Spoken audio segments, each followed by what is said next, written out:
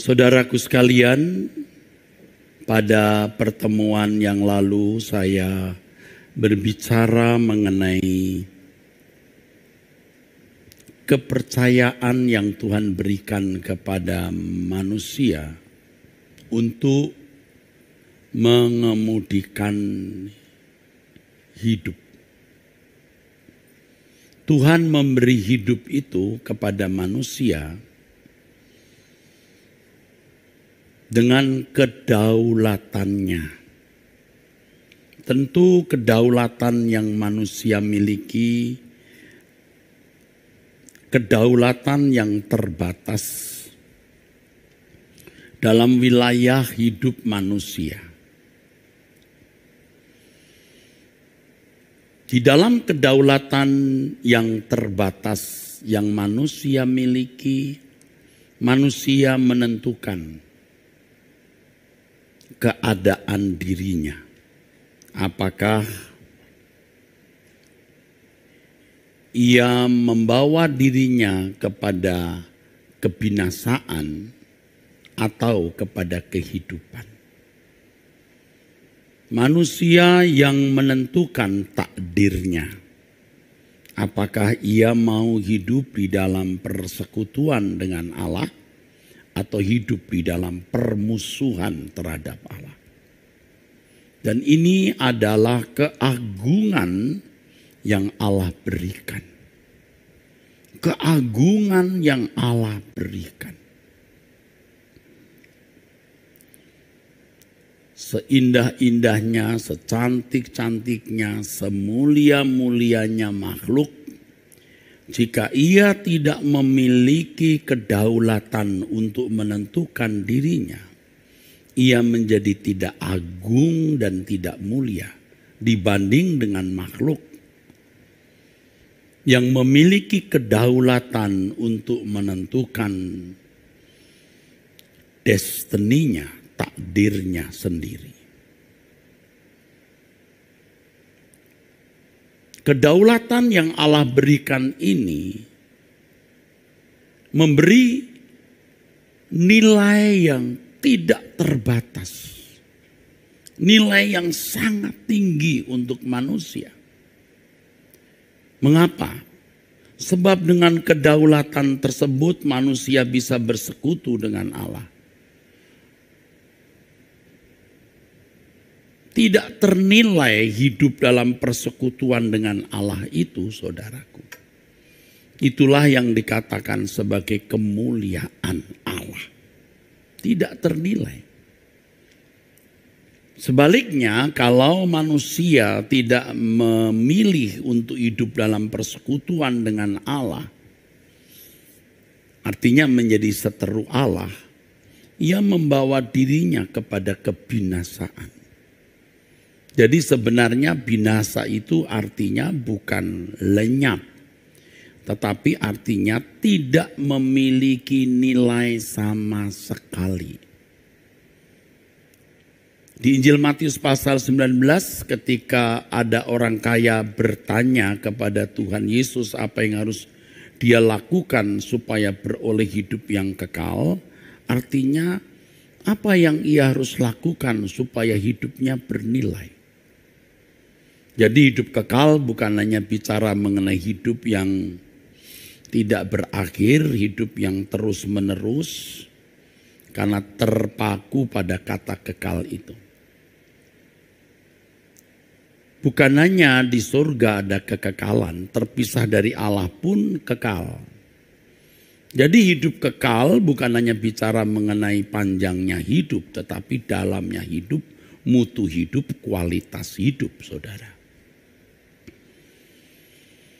Orang kaya di Injil Matius pasal 19 tersebut akhirnya memilih hanya menjadi orang yang melakukan hukum. Orang yang berkualitas melakukan hukum atau orang yang berkualitas dalam ukuran orang beragama.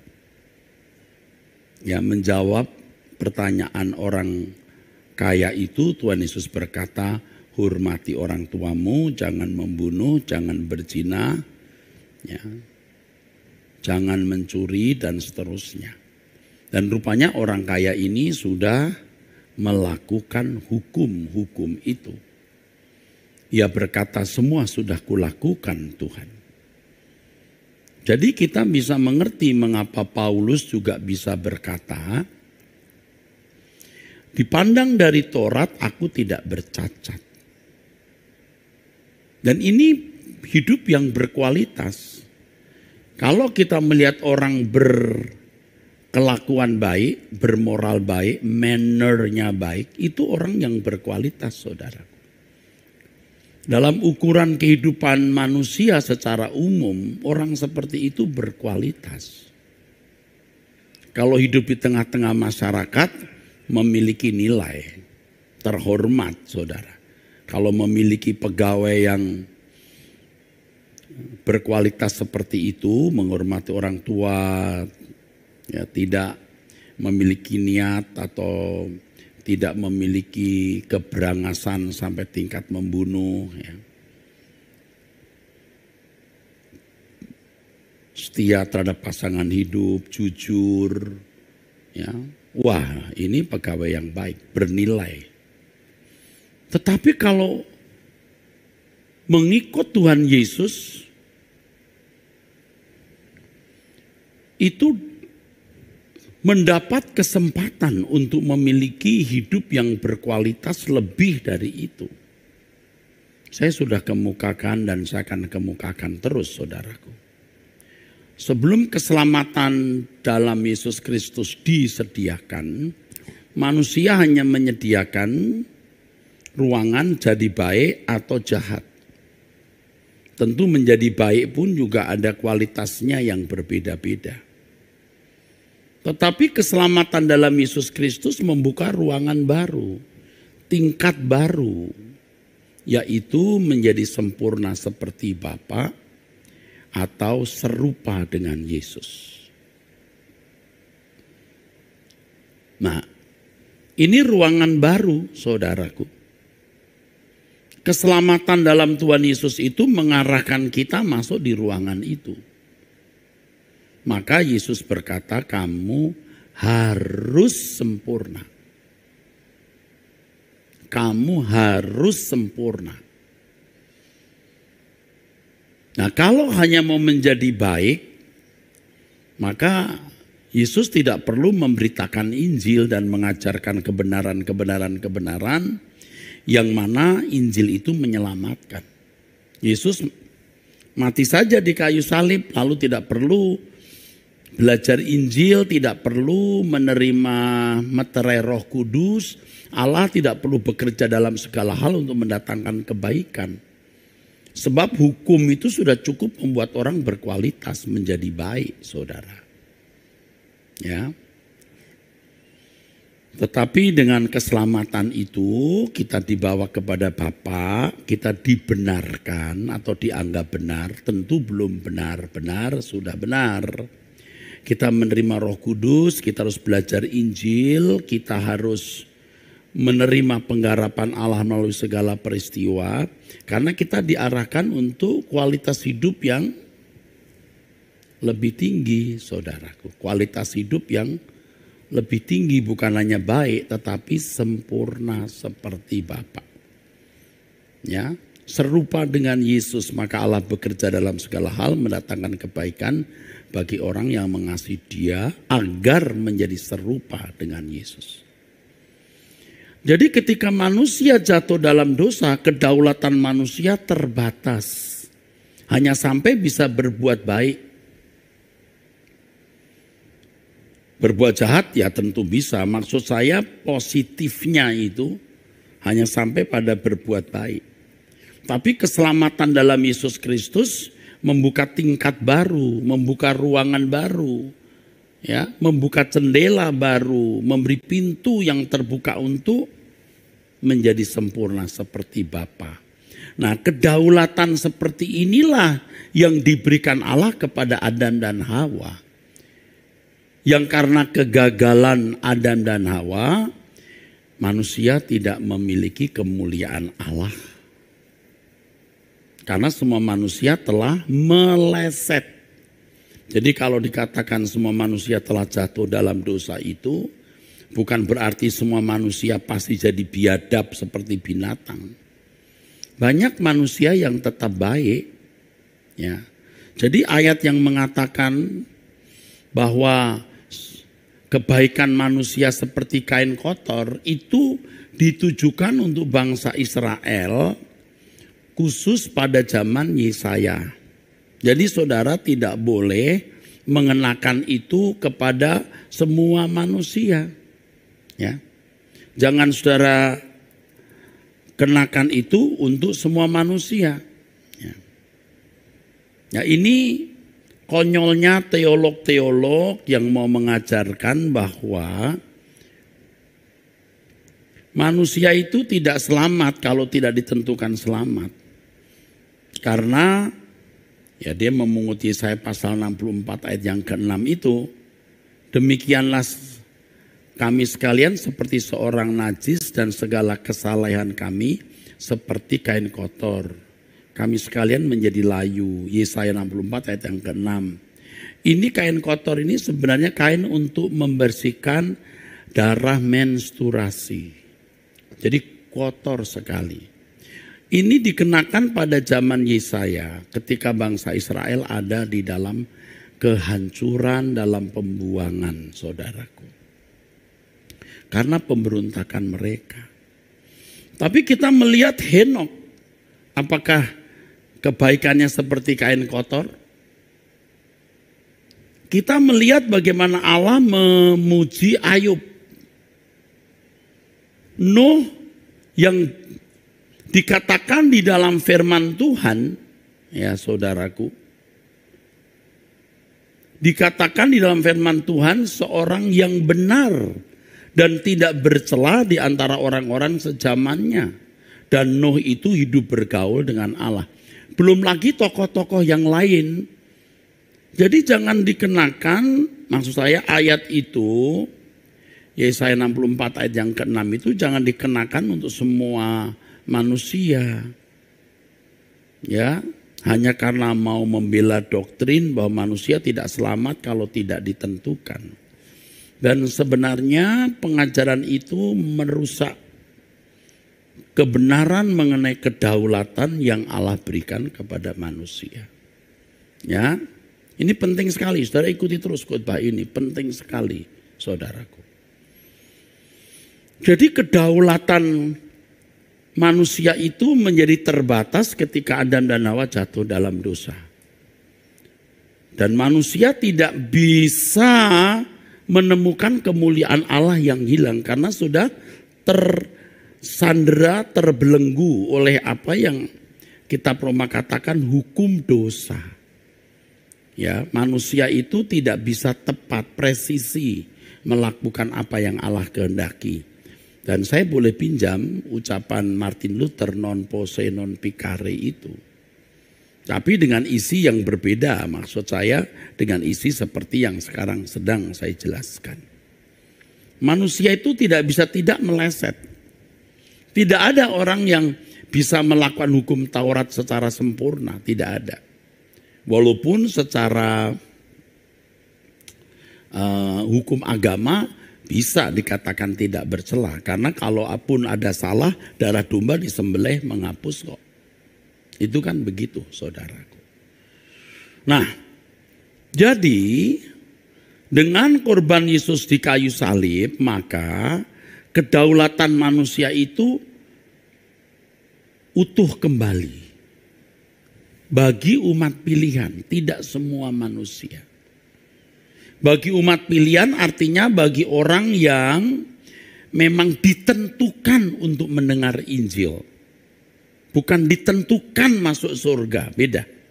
Ditentukan untuk mendengar Injil. Efesus pasal 1 ayat 4 dan 5. Yang ditentukan itu adalah orang-orang yang diberi kesempatan untuk mendengar Injil. Yang ditetapkan itu standarnya. Harus menjadi anak Allah. Menjadi anak Allah artinya berkeberadaan seperti Bapa. Kudus seperti Allah kudus. Tidak bercela. Itu maksudnya, saudara. Jadi dengan mendengar Injil dan kita menerima karya salib, hidup kita jadi berat. Karena kita bukan hanya memiliki dua opsi menjadi jahat atau baik. Menjadi baik saja sudah setengah mati loh saudara. Di dunia kita yang jahat ini menjadi baik saja sudah susah. Sekarang harus menjadi sempurna. Nah saudara, tadi saya katakan bahwa dengan kematian Yesus di kayu salib menebus dosa kita, menganggap kita benar atau membenarkan kita di hadapan Allah, dan Roh Allah yang undur di Kejadian pasal 6 kembali dimeteraikan, manusia memiliki kedaulatan seperti kedaulatannya Adam. Nah, kita sekarang kembali ke kisah Adam, saudara. Di Kejadian pasal 3. Anda melihat satu kenyataan, kita melihat satu fakta. Di Kejadian pasal 3, Allah tidak mencegah Adam dan Hawa makan buah yang dilarang. Allah tidak mencegah. Ayat 1, adapun ular ialah yang paling cerdik dari segala binatang di darat yang dijadikan oleh Tuhan Allah. Ular itu berkata kepada perempuan itu, tentulah Allah berfirman, dan seterusnya. Jadi fragmen ketika Hawa dan Adam mendekati pohon itu tidak dicegah oleh Allah. Kenapa? Karena manusia memiliki kedaulatan dan Allah tidak melanggar tatanan yang Allah telah berikan. Diciptakan segambar dengan Allah kok, memiliki pikiran perasaan, memiliki kekekalan dan memiliki kedaulatan. Sebagaimana Allah juga memiliki kedaulatan, Allah memberi kedaulatan kepada manusia. Allah tidak mencegah. Kalau saya katakan Allah tidak mencegah sama sekali, ya keliru. Karena kalau kita membaca di Kejadian pasal 2, saudaraku, Allah sudah berpesan. Itulah pencegahan yang dilakukan oleh Allah. Ayat 16, Allah memberi perintah kepada manusia. Ini perintah, ini mencegah. Perintah ini mencegah. Semua pohon dalam taman ini boleh kau makan buahnya dengan bebas. Tetapi pohon pengetahuan tentang yang baik dan yang jahat itu, janganlah kau makan buahnya. Sebab pada hari engkau memakannya, pastilah engkau mati. Ini cara Allah mencegah. Ya, kita nanti balik ke sini lagi, saudara. Balik ke sini lagi. Sekarang kita mau melihat satu contoh. Kedaulatan manusia ketika manusia jatuh dalam dosa, kedaulatan yang terbatas, manusia tidak bisa menemukan kembali kemuliaan Allah yang hilang. Tapi manusia masih punya kedaulatan untuk memilih apa yang baik dan apa yang jahat. Dan itu maksud saya kalau manusia melakukan hukum tetap berkualitas ya. Kualitas sesuai dengan hukum, sesuai dengan hukum. Di situ juga berlaku kedaulatan manusia. Kalau kita membaca di dalam Alkitab, kejatuhan-kejatuhan kekasih-kekasih Tuhan itu juga tidak dicegah oleh Allah. Karena Allah memandang mereka sudah tahu. Kalau saya membaca kisah Imam Eli itu tragis. Imam Eli itu makin tua, bukan hanya telinganya yang makin budak. telinga jasmani. Telinga rohaninya pun juga dianggap Tuhan tidak patut mendengar suaranya. Matanya juga bukan hanya menjadi kabur, mata jasmani, mata rohaninya pun juga kabur. Sehingga Allah tidak berbicara kepada Eli tapi kepada Samuel. Anak Imam Eli, Hofni Pinehas ini, waduh, itu mencemarkan ya tempat kemah suci di Silo. Coba saudaraku. Saya tuh sempat berpikir loh, kok Tuhan tidak mengingatkan Imam Eli? Kok bicara melalui Samuel? Nah, saya tidak tahu itu perjalanannya itu sampai begitu. Tapi Tuhan tidak mencegah Imam Eli jadi rusak seperti itu. Kalau saya katakan tidak mencegah sama sekali, salah. Tuhan pasti sudah membuat pencegahan. Imam Eli tahu hukum. Imam Eli tahu tatanan hukum Taurat. Tidak dilakukan ya sudah. Dibiarkan, saudaraku. Juga Raja Saul sama. Ini tragis. Ini baru beberapa contoh. Contoh yang sering saya sesali. Sering saya kalau membaca lalu aku menyesal. Itu Daud. Terus terang dua tokoh yang saya kagumi di Alkitab. Satu Yusuf, dua Daud. Saya kagum dua sosok ini. Dan saya paling tidak suka kalau saya membaca kisah tentang kejatuhan Daud dengan Batsheba. Kenapa ya sejarah hidup Daud, buku sejarah hidupnya dikotori oleh kelakuannya yang tidak senonoh itu. Kejam. Ya. Dia itu membunuh Uria, mengambil istrinya, padahal Nabi Nathan berkata, kamu minta apapun ku beri. Kurang apa? Loh kok sampai istri orang yang diambil suaminya dibunuh? Coba saudaraku. Nah, menit-menit, jam-jam, hari-hari di mana Daud terjebak dalam skandal itu, Allah tidak mencegah. Ketika musim raja maju berperang, begitu firman Tuhan mengatakan, Daud tidur bangun siang-siang. Mestinya salah kan? Daud mestinya tahu itu salah, dia mesti maju perang.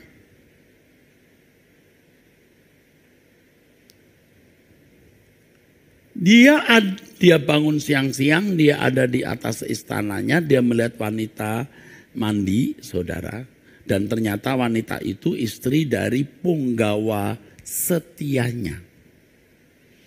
Saya kira kamar mandi tidak movable, tidak bergerak-bergerak. Kamar mandi ya kalau dulu terbuka ya masih di situ-situ saja saudara ya.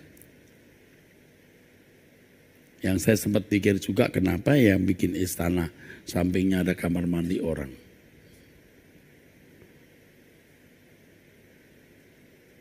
Loh ini juga saya tidak ngerti, tapi ya semua itu memang tentu diizinkan Tuhan terjadi.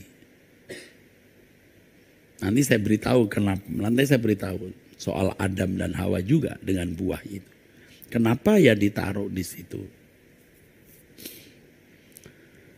Pasti kamar mandi itu ada di situ atau kamar orang mandi itu atau tempat orang mandi itu. Dan dia pasti sudah berkali-kali lihat orang mandi. Mau anak kecil, mau orang tua, mau gadis, mau ibu-ibu, pasti dia sudah lihat. Loh kok bisa loh kali itu melihat wanita itu. Dan kalau melihat tidak sengaja bolehlah ya. Orang kan bisa saja melihat, ada orang mandi ya sudah. Rupanya dia melihat terus. Nah ini yang membuat dia jatuh. Coba waktu itu kalau ada mikroskop, dia pakai mikroskop. Atau kaca pembesar atau teropong itu. Ya sudah, dia pakai cara manggil lagi.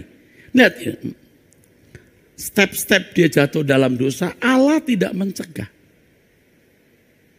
Waktu wanita datang ditanya, mesti pakai nanya loh, kamu itu sudah menikah belum? Sudah. Kan mestinya, oh ya sudah, oke. Mati aku. Mungkin Daud berkata begitu, kenapa sudah menikah? Siapa suamimu? Nah, kan mestinya tahu semua itu sudah cukup membuat Daud berhenti, stop dari berbuat salah. Tapi tidak. Kenapa? Kedaulatan yang Allah berikan. Allah menghargai, bahkan menjaga kedaulatan manusia. Allah bisa saja menerjang Daud ya, dengan caranya. Bisa dengan caranya, banyak cara yang membuat Daud tidak sampai jatuh. Karena itu akan memberi goresan buruk. Tetapi Allah tidak melakukannya. Nah, ini yang mengerikan. Ini yang mengerikan. Anda kan punya kesempatan kok. Menjahati orang, balas dendam, mencuri, berzina. Peluang itu ada, mengangkat diri, sombong.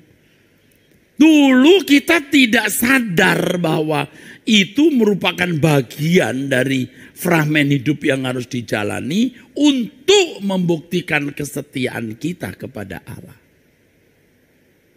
Nah, puji Tuhannya Daud ini sadar, saudaraku, sadar. Waktu ditegur Nabi Nathan dengan teguran yang sangat mempermalukan dia di depan para isi istananya, Daud berkata, aku telah berdosa. Nah, itu hebatnya Daud. Itu hebatnya Daud. Itu hebatnya Daud. Ada seorang yang berkata kepada saya hari ini, aduh saya itu nakal loh di hadapan Tuhan. Oh, kalau orang nakal ngaku nakal itu jadi tidak nakal. Tapi kalau orang nakal tidak ngaku nakal itu nakal sekali. Ini kedaulatan yang diberikan Allah kepada Daud. Dan Allah menjaga kedaulatan Daud. Dengan cara apa? Membiarkan dia. Membiarkan kesalahan itu terjadi. Allah menjaga kedaulatan itu dengan menahan diri tidak berbuat sesuatu.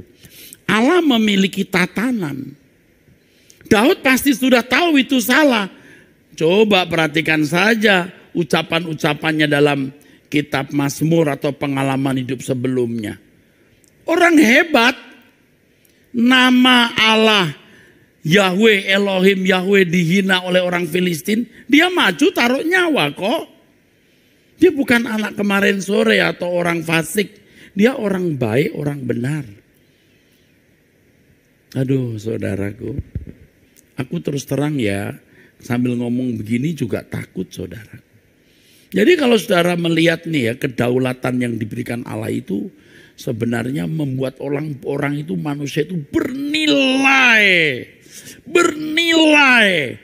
Maka seagung-agungnya, secantik-cantiknya, seindah-indahnya, semulia-mulianya makhluk. Tapi kalau dia tidak bisa menentukan destiny, takdirnya, tidak mulia dibanding makhluk yang bisa menentukan destininya. Seindah-indahnya, secantik-cantiknya, semulia-mulianya makhluk yang tidak memiliki kedaulatan juga tidak bisa menyenangkan hati Allah. Tapi kalau makhluk bisa berkata, aku mencintai Engkau Tuhan. Dari kedaulatan dan kebebasannya, itu baru bernilai. Itu bisa maknyes di hati Allah. Aduh, Allah kita itu cerdas sekali saudara menciptakan makhluk seperti ini. Maka ketika Adam dan Hawa mendekati pohon, pengetahuan tentang yang baik dan jahat,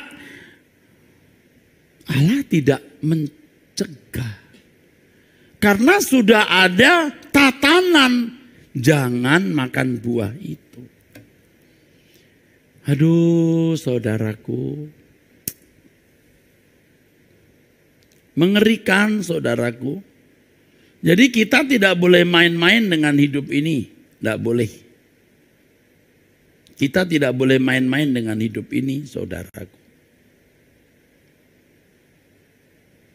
Kita memiliki kedaulatan.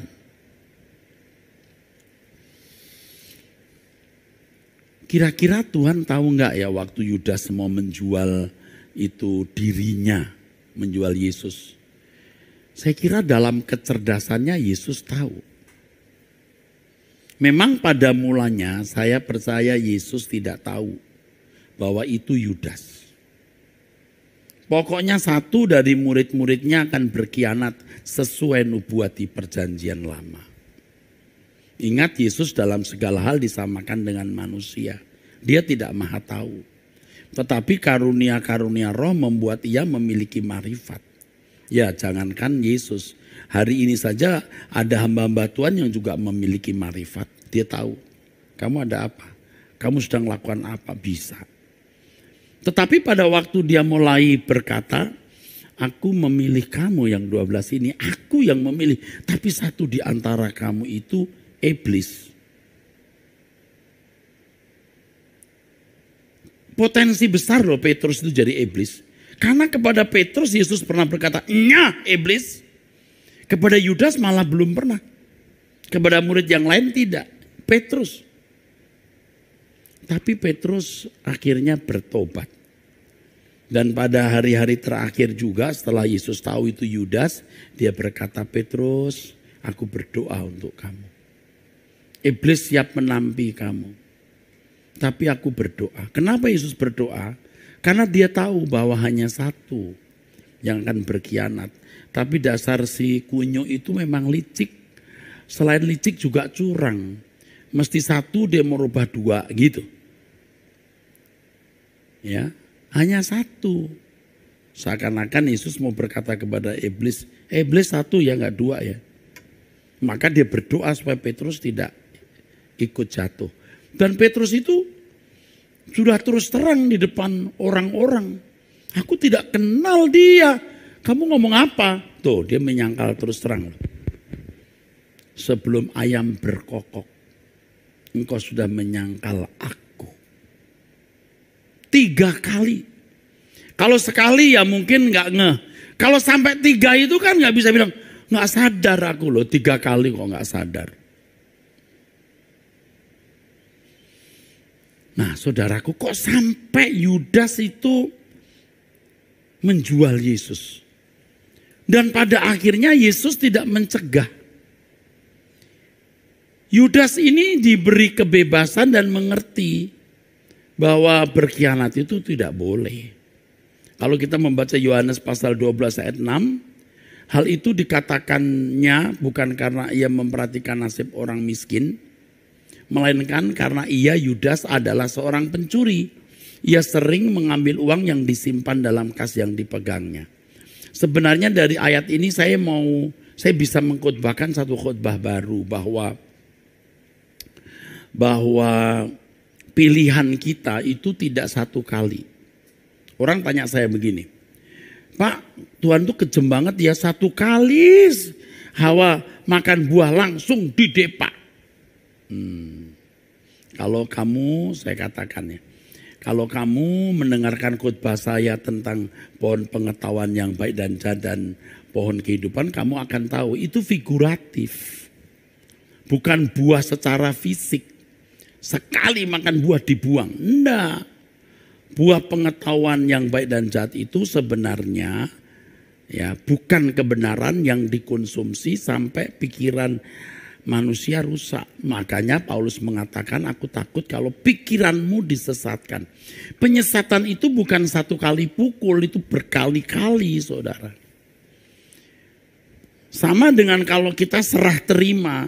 Serah terima itu bukan 1 kali. Serah terima milikku, serah terima hidupku untuk Tuhan. Itu tiap hari, lewat segala kejadian, lewat setiap peristiwa. Menunjukkan aku memiliki penyerahan diri kepada Allah atau tidak. Nah ini Yudas ini bukan hanya 1 kali dia menjual Yesus Maksud saya, bukan hanya satu kali dia melakukan pengkhianatan menjual Yesus. Dia sudah berkhianat berkali-kali mengambil uang yang disimpan dalam kas yang dipegangnya. Padahal Anda tahu dalam cerita bagaimana mereka juga kesulitan keuangan sehingga Yesus harus menyuruh Petrus menangkap ikan dan dari mulut ikan ada uang ya untuk membayar pajak bait Allah. Jadi tidak banyak uang pelayanan Yesus waktu itu ya, jadi kas perbendaraannya tidak banyak. Ya ini masih dicuri nih oleh si Yudas ini. Dia mencuri. Jadi penggunaan kedaulatan itu bukan sekali pukul, tiap hari. Bagaimana kita mengarahkan hidup kita kepada Tuhan atau kepada yang lain. Nah kalau kita dikembalikan kepada kedaulatan seperti kedaulatan Adam dan Hawa, memilih kehidupan atau kebinasaan untuk bisa menjadi segambar dan serupa dengan Allah atau kehilangan kemuliaan Allah. Demikian pula kita hari ini. Kita diberi Tuhan kesempatan. Bukan hanya memilih apakah yang jahat atau baik. Tetapi apakah kita memilih untuk bisa menjadi segambar serupa dengan Allah atau kehilangan kemuliaan Allah?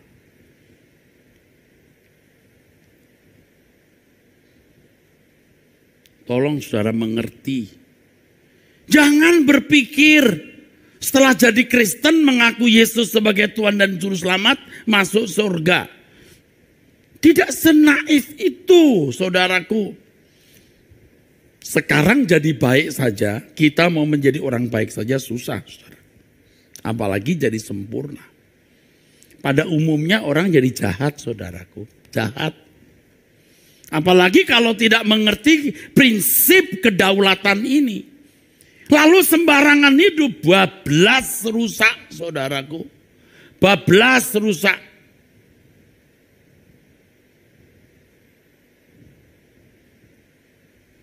Makanya saudara bingung tuh, kok ada pendeta bisa berbuat begitu ya? Apa enggak sadar dia? Mestinya sadar dan ngerti.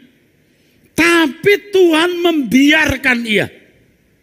Tuhan tidak mencegah. Kenapa? Dia dipandang Tuhan sudah tahu. Kenapa dia berbuat begitu? Bingung kan? Kalau dia hamba Tuhan yang benar, dia pasti tahu. Oh, dia udah tahu. Tuhan pasti ingatkan, enggak lagi. Enggak lagi. Itu yang membuat saya juga takut, saudaraku. Sombong sampai enggak sadar diri kita sombong. Materialistis sampai tidak sadar diri kita materialistis. Ya kita tidak mau ngomongin orang ya, salah ngomongin orang. Tapi fakta-fakta ini bisa terjadi atas saudara para hamba-hamba Tuhan, bisa terjadi atas diri saya, bisa terjadi atas diri saudara. Bisa loh, duitnya begitu banyak, bermiliar atau ratusan miliar, jangan-jangan triliun.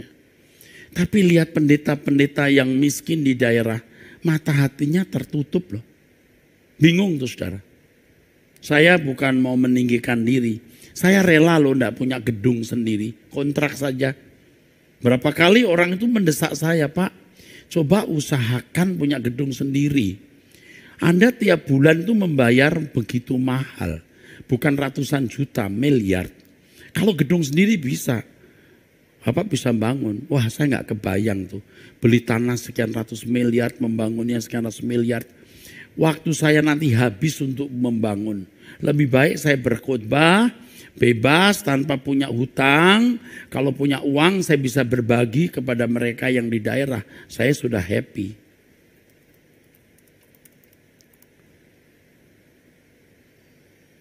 Itu ya saya tidak mau menyamakan diri saya dengan orang lain dan saya sedang menjatuhkan orang, enggak. Tapi saya ingatkan kepada saudara-saudaraku hamba-hamba Tuhan yang diberkati secara finansial. Ayo kita ingat saudara kita hamba Tuhan di daerah itu kekurangan ya. Kekurangan, ayo kita pikul bersama saudaraku. April, Mei, Juni, Juli, Agustus. Ya 5 bulan kami topangnya 1.500, 1.800 pendeta. Sampai bulan Agustus. Aduh rasanya mau bantu lagi tapi ini napas sudah mau putus. Serius, udah mau putus. Berat, ya, pikulnya berat. Kok nggak sadar ya Pak? Udah kena setan materialistis. Jadi madut. Dosa madut itu. Apa itu Pak? Bahasa Ibrani enggak, bahasa Indonesia. Mata duitan. Madut.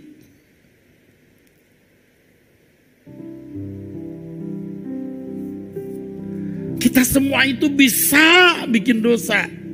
Dan Allah membiarkan. Allah tidak mencegah. Kenapa? Dia sudah menasehati. Dia sudah mengingatkan. Nah ini yang membuat banyak orang sampai terkapar. Loh, saya dulu juga bingung. Kenapa ya pendeta senior seperti dia kok buat hal ini? Aduh, kok bisa ya? Bisa, dibiarkan, tidak dicegah. Karena dipandang Allah, dia sudah tahu. Makanya orang itu harus selalu merasa dirinya sakit. Saya tuh mengerti saudaraku orang-orang yang menyembahnya bagus. Oh haleluya, engkau luar biasa. Ngerinya Tuhan gak bilang busuk kamu. Nah, busuk padahal matre mata duitan saudaraku. Tapi Tuhan gak bilang kamu busuk. Mestinya dia tahu dirinya busuk. Mestinya, tapi dia tidak memperkarakan karena tidak merasa sakit. Kecuali dia serius. Mengapa bisa begitu Pak? Ya urusannya cuma mujizat, berkat jasmani, kemakmuran. Pasti nanti temennya itu deket-deketnya itu perpuluhan buah sulung, mujizat. Dia tidak melihat karakter.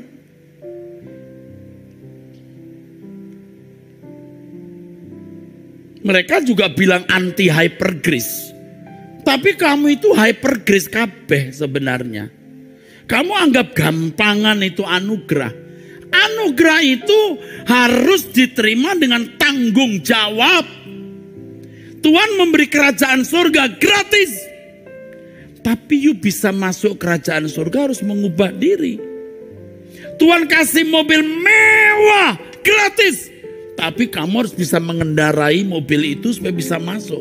Nah kalau buka pintunya saja kamu tidak bisa, bagaimana kamu bisa memiliki mobil itu? Nah selama ini konsep banyak orang Kristen itu sudah selamat. Karena mengaku Yesus adalah Tuhan dan Juru Selamat. Sudah ke gereja. Apalagi punya teologi ya. Pinter ngomong doktrin.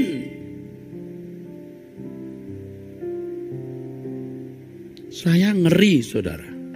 Orang-orang yang pinter ngomong teologi ya dari ucapannya saja dia bukan anak Allah loh. Dia ngomong tentang Tuhan begini begitu. Dia nyerang orang. Ngeledek-ledekin orang dari perkataannya. Kayak anak kecil. Bener-bener tuh gak patut. Kepada orang dia bilang tolol. Kamu dokter dari mana? Ini abal-abal. Coba. Itu kan anak-anak yang lagi berkelahi itu loh saudara. Nah pendeta sudah tua, udah usia 50-an kok masih ngomong begitu. Tapi Tuhan diam. Tuhan tidak mencegah. Kenapa? Karena Allah memandang mereka sudah tahu. Saya kalau melihat dan mendengar khotbah saya beberapa tahun lampau. Wah saya malu saudara. Kesombongannya itu loh, kelihatan tuh, kerasnya itu. Nyerang orangnya. Sekarang kadang-kadang juga masih nyerang saya. Dan kalau saya sudah sadar saya bilang maafkan aku Tuhan. Atau kalau saya menyampaikan kebenaran lalu konsekuensinya ketidakbenaran ditelanjangi ya itu bukan salah saya. Memang saya harus menyampaikan kebenaran. Tetapi ketidaktulusannya, kesombongannya negatif, perasaan negatif dalam khotbah. Saya bisa merasakan. Makanya ketika ada pertanyaan Anda bertanya, kita menjawab, dia berkata, Pak, aku ingin dengar khotbah sejak awal. Saya berkata, coba khotbah saya sejak tahun lalu aja ya. Saya tidak katakan buruk ya. Saya juga mengerti Tuhan sudah menitipkan kebenaran ke saya beberapa tahun lampau. Dan itu kebenaran. Cuman sikap hati saya dalam menyampaikan kebenaran itu, kebenarannya memang murni, tapi sikap hati saya belum murni. Dalam keangkuhan, kesombongan, dan di balik pernyataan saya berkata, I am the best. Maka sampai ada teman dosen yang waktu itu bicara kepada saya begini, Pak, you tuh kalau ngomong kayak paling bener deh. Ya emang bener. Tapi kesan itu muncul, mestinya tidak begitu. Nah hari ini bisa saja kesan itu muncul, tapi tidak boleh itu berangkat dari hati saya. Dan Tuhan membiarkan. Tapi saya sadar, pinter, lalu merasa tidak perlu dinasehati orang. Bahkan Tuhan pun tidak perlu kita dengar suaranya. Karena aku pinter, aku bisa berteologi, aku punya alasan atas apa yang kulakukan dan kukatakan. Kita tidak sadar kita sakit. Sakit, kita tidak sadar. Makanya kalau kita tidak memperkarakan dengan serius hal ini, bablas kita masuk neraka. Biar jemaat rajin, biar pendeta, biar teolog hebat, biar ketua sinode, amblas sampai ke neraka. Kalau tidak sungguh-sungguh. Kita harus sadar, ayo kita semua bertobat deh ya. Tiarap, bertobat, periksa diri. Ini kalau orang dengar lalu berkata, ini goblok bener nih pendeta. Udah diselamatkan oleh darah Yesus kok bilang selamatkan. Maksud saya adalah tolonglah agar aku jangan sampai tidak sadar atas kesalahanku. Itu maksudnya. Bahkan kadang-kadang ya saudara ada kata-kata yang saya juga jarang kemukakan. Walaupun sometimes kadang-kadang muncul juga. Tuhan belas kasihanilah aku. Tuhan belas kasihani aku. Dan saya merasa sejahtera kalau mengucapkan itu. Kenapa? Karena yang kuhadapi ini Allah Bapa yang Maha Kudus. Saudaraku sekalian, kita harus gentar dan takut terhadap hukum kehidupan ini. Kenapa? Karena saudaraku, Allah itu bisa tidak mencegah waktu kita berbuat dosa. Allah bisa tidak menghalangi kita waktu kita berbuat dosa.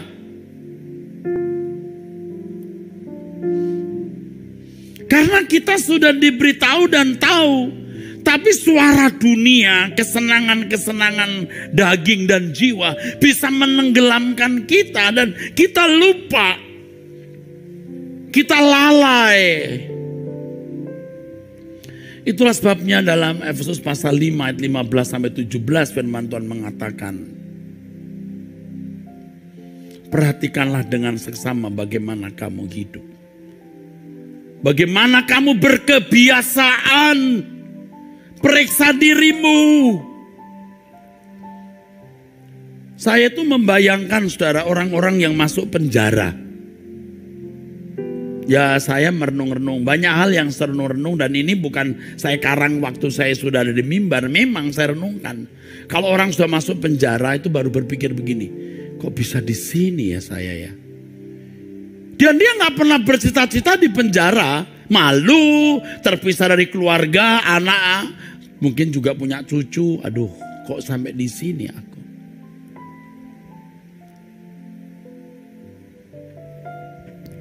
Bagaimana kalau pendeta yang jatuh dalam dosa lalu manusia atau masyarakat tahu karena atas pelanggaran moral yang dia lakukan. Baru dia terbuang, gak laku khotbah, diusir dari jemaat, tidak diberi kepercayaan melayani. Dia mungkin berpikir, kenapa jadi begini? Kenapa ya? Atau kalau dia mulai berpikir dan mengkaitkan dengan Tuhan, dia berkata, kenapa Tuhan tidak cegah aku? Celakanya waktu masuk neraka. Kalau hanya masuk penjara, terbuang dari antara manusia, dipermalukan, masih bisa balik. Makanya saya sudah dipertemukan Tuhan dengan hamba-hamba Tuhan yang jatuh. Penerimaan saya kepada mereka itu, saudaraku, penerimaan yang benar-benar sebagai saudara, dan saya tidak menganggapnya sesuatu yang rendah kalaupun dia sudah jatuh. Kenapa? Dia tidak pernah bercita-cita mau jatuh, saudara.